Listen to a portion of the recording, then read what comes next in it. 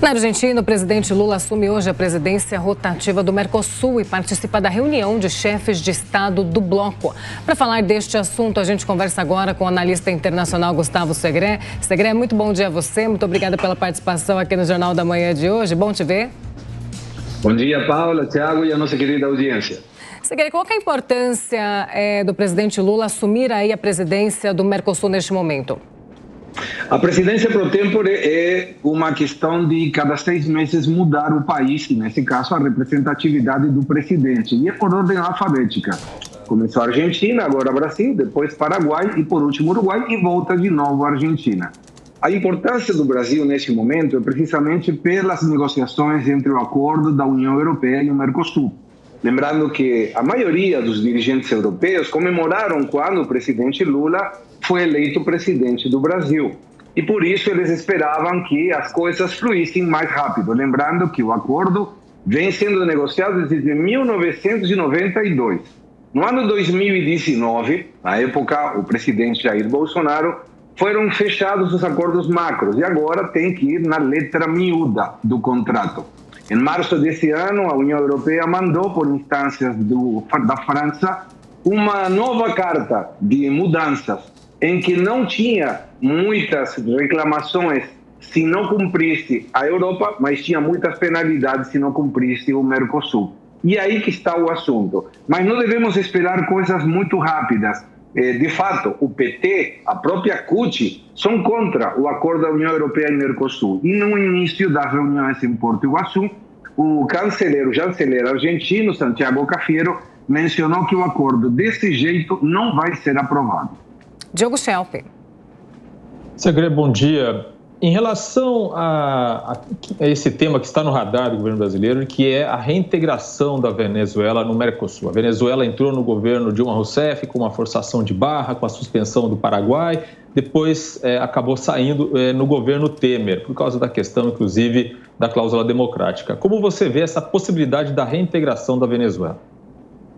Eu vejo como uma tentativa do Brasil, meio que sem comentar muito ou fazer muito discurso sobre o assunto, mas será muito difícil, porque para entrar dentro do Mercosul, além dessa cláusula democrática que foi instrumentada pelo Tratado do Ushuaia, tem muitas questões administrativas que devem ser cumpridas e que a Venezuela também não conseguiu cumprir.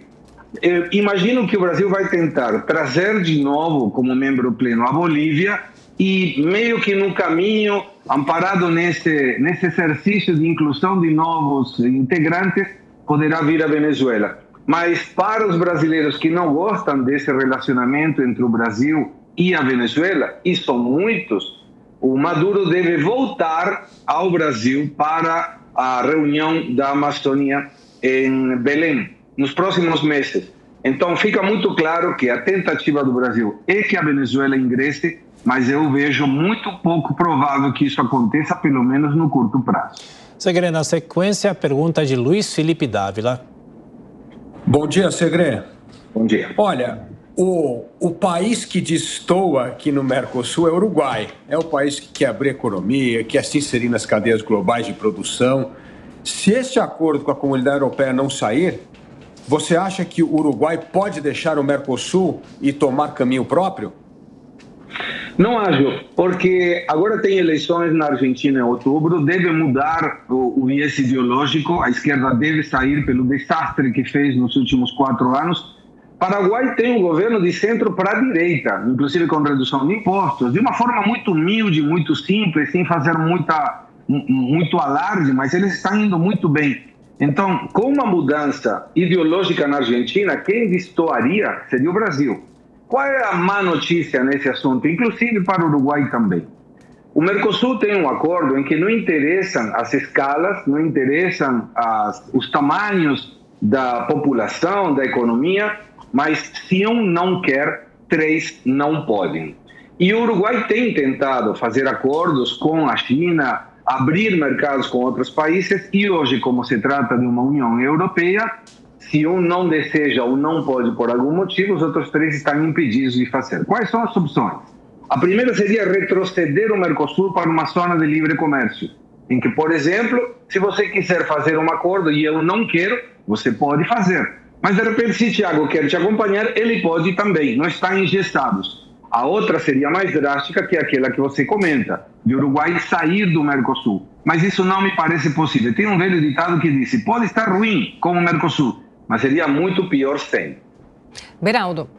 Segre, bom dia. Nós estamos vendo o presidente Lula assumir a presidência do Mercosul num momento extremamente crítico, porque essa negociação União Europeia-Mercosul ela é bastante importante, ela já vem se arrastando há tanto tempo. Mas o próprio Lula hoje já nutre uma antipatia, ou a França, parte ali da imprensa francesa, já nutre uma antipatia em relação ao Lula. Lula que vem passando a mão na cabeça do Maduro, do Ortega na Nicarágua, fala de uma moeda única, que é algo que não tem nenhuma viabilidade real. Como é que, na sua visão, o mundo está enxergando Lula e o Mercosul? O pessoal está dando risada ou você acha que o Mercosul tem caminhos para se fortalecer diante dessa presidência do Lula? Eu vejo que a Europa dava por seguro que a presidência do Lula ia destravar os acordos de uma forma muito simplista, ou seja, a Europa ia propor e o Lula ia aceitar. Claramente, dentro do Mercosul, mesmo com essa questão de votos iguais que eu mencionei, a importância superlativa do Brasil é muito grande. Tanto é que agora está aguardando a tradução para o castelhano das propostas de Lula para responder a essa carta de março da Europa que a França propôs. Então, o Lula, o presidente Lula como presidente pro tempo do Mercosul, não é um presidente qualquer neste momento. Mas fica muito claro que na Europa eles estão preocupados com essa insistência do Lula de se aproximar das ditaduras, porque não é um bom caminho para a Europa estar perto dessas ditaduras. Inclusive, a Europa ainda tem essa sensação estranha de ter ouvido do próprio presidente Lula que parte da guerra entre a Ucrânia e a Rússia é culpa deles. E eles estão meio sensibilizados com essa informação. Então, eles atribuíram uma facilidade que hoje Lula mostrou que não terá para o acordo da União Europeia e Mercosul. Sobre Lula assumir a presidência do Mercosul, nós conversamos com Gustavo Segre, analista internacional aqui da Jovem Pan, nosso colega. Valeu, Gustavo. Obrigado, bom dia para todos.